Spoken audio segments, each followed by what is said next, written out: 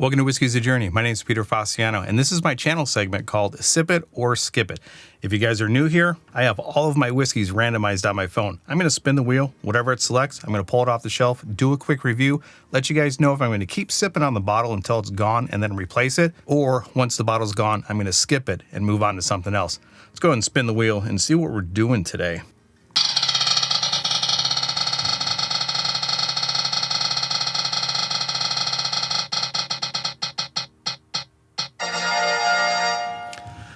All right, we are doing sample number 20. These samples that I have that are numbered, I think 1 through 30 in here, these are all coming from Stuff and Whiskey from Josh and Aaron. If you guys are not familiar with their channel, I'll leave a link down in the description below. Go ahead and check them out. If you guys are following me, you should probably be following them as well. They're absolutely amazing.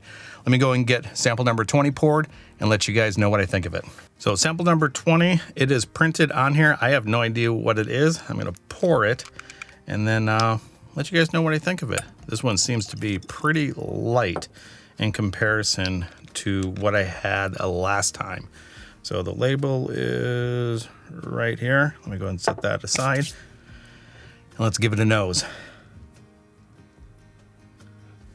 All right. I don't know.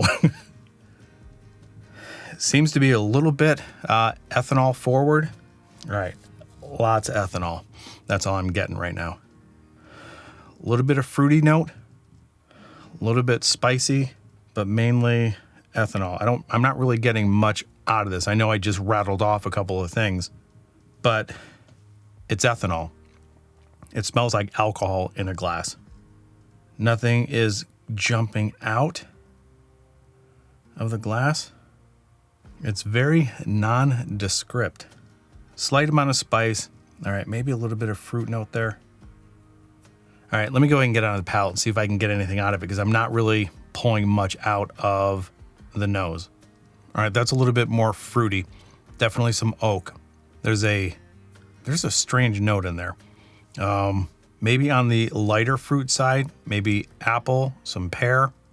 It is sweet. It's getting sweeter as it's sitting in the mouth. The ethanol that I got on the nose does not really translate to the palate. I think this does have a little bit of ABV, probably around 110. That would be proof, not ABV. Yeah, there's a pear note in here. This is gonna sound really, really bad, but like wet socks. If you're in a river or if you have, if you're hiking and you walk through a stream, you end up taking your socks off. I guess that would be a musty. There's a musty note in here. Maybe not necessarily wet socks, but there's a musty note here. All right, let me go ahead and get that second sip down. There's fruit, there's spice. Oh man, there is something in here that I can't put my finger on. I've had this note before, but I'm not sure exactly what it is. And it is tending more towards the fruit side. So I'm wondering if this is some sort of finished whiskey.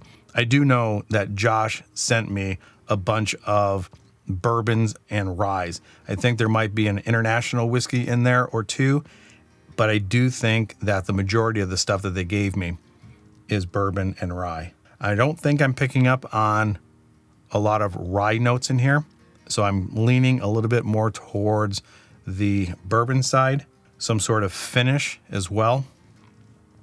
It is good, but it is just,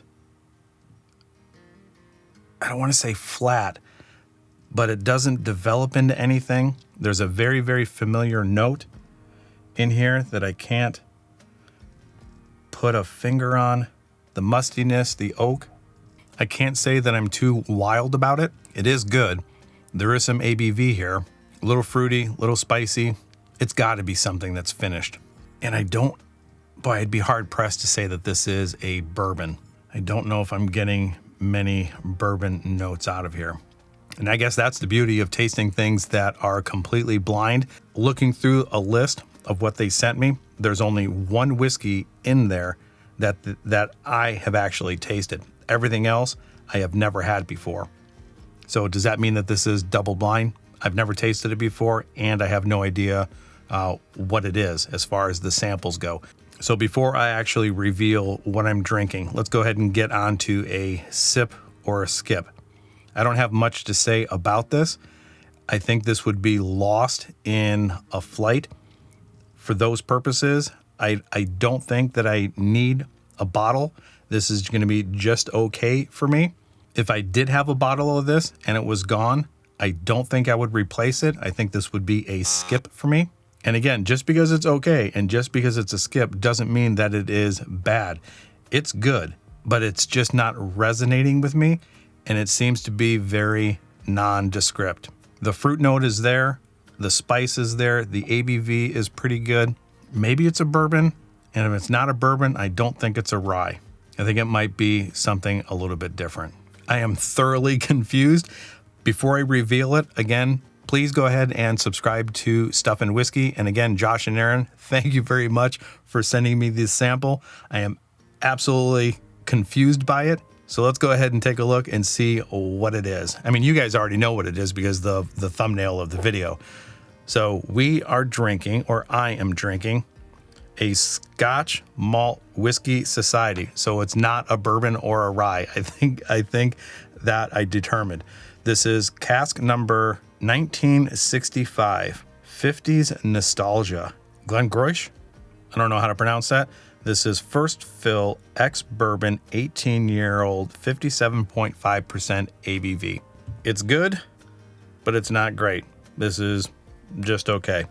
So let me know if you guys are familiar with this sample. That's all I have for you guys today. Do me a favor, if you're not subscribed to this channel and you like this information, subscribe to the channel. Turn on that bell notification because I publish videos every Monday, Wednesday, and Friday. If you know somebody that's in the whiskey world that might get enjoyment out of this kind of thing, go ahead and share this video with them. And until the next time, enjoy your journey. We'll talk to you later. Bye. Oh, and thank you, Josh and Aaron. I really appreciate the samples. Yeah, this just kind of fades into not much of anything. It's good. It's not great. And I still cannot put my finger on that note. There is something very distinctive about this. And maybe it's the Scotch. Maybe it's the malt that I'm actually getting. And this being first fill ex-bourbon. I got to get back into this.